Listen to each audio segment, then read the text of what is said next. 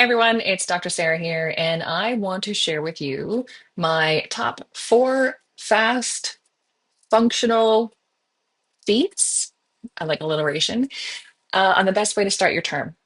Right? Number one, no surprise, read the syllabus. The syllabus has a lot of really important information in it. In particular, what I want you to pull from the syllabus are any specific dates. So are there assessments due on specific days? Is there a deadline for the course material? Is there a time in which the instructor is away for a period of time? When are the office hours? What are the days of tutorials? Things like that. So if there's any specific dates for your course, I want you to pull those out. And you should have an agenda, whether it's paper, whether it's online, whatever it is, you should have a way for tracking these grades, and I'm sure you do. I almost said day planner, but I know that's an antiquated term. So you know what I mean. Anyway, so again, first from the syllabus, you're pulling dates. Second, you're looking at assessments. So what assessments in the course are actually going to be adding together to generate your final grade? You want to make sure that you complete each and every one of them. Otherwise, you're going to be missing marks. Some courses like mine, I have a lot of additional resources available. So you want to make sure that you are very clear on what you are required to do and what is optional. Okay. So I do recommend that you pull those two things specifically, the dates and the assessments out of the syllabus. My second feat is to make a schedule, right? Kind of pair to the first. So are you someone on student loan? If so, you have to be done by the end of the term. If you don't have funding that's associated with the deadline, you have until your course end date, which can be found on that introductory email that you received after you enrolled. So that is the last possible day for you to complete any assessment. Keep in mind that any assessment completed after you've written the final test will not be counted towards your final grade. So whatever last test, exam there are in the courses, you must complete that last. Okay, just a heads up. So when you're looking at your schedule, make sure that you're pacing yourself well. So I am a chronic procrastinator. So if in a situation like this, I would look at the course and the course components. So my courses are broken into 8 modules. I would say, okay, 8 modules, 10, 12 weeks. And I have example schedules posted in D2L in all of my courses. So break that down. How much time can you spend each week? How much time do you want to spend each week? Right? Break it down, include how many assessments you need to do for each module. Give yourself time for studying for each test and for studying for the last test.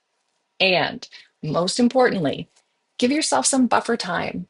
Build in an extra week or two if you can, because life is going to happen, right? You're going to get sick. You might go on vacation.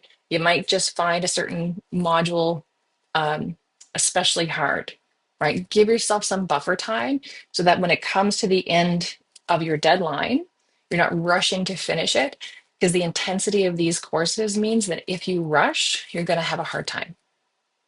All right, so that's two. Number three, the software. So all of my courses require a textbook and software.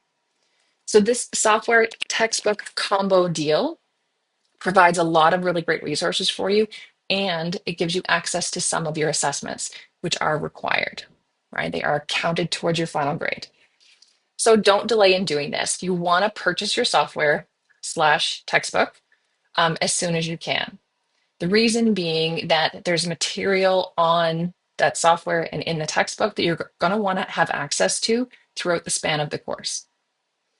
Last, what I want you to do is play. So that's our number four. I want you to play around, right? On D2L, there's a lot of resources. So you're going to find PowerPoints, recorded videos. Some courses have case studies, they have extra reading, they have research papers, and in the software, there's tons of stuff as well. I want you to play around because I want you to have an idea of what's available to you and which of these resources or study resources, study tech things, right, are going to be helpful for you.